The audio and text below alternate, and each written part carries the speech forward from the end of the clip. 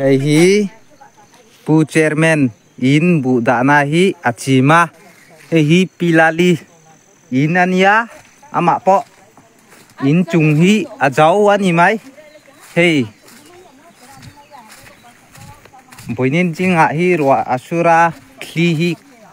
anani bidang in tepo che to lutuka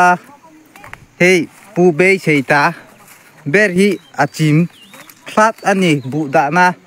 mutna ni sia pathian jara tranpoina te dilangai klat ani kha heta tui alom heta wal famuna heta am tolo tui khatam mayo malom kha chinla kha heta tui mom tolo kha tui kha atam mayo malom kha hetam tui kha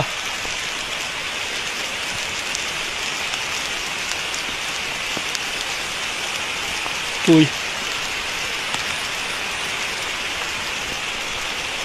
ati zel kha tui kha kha tui tam mayo malom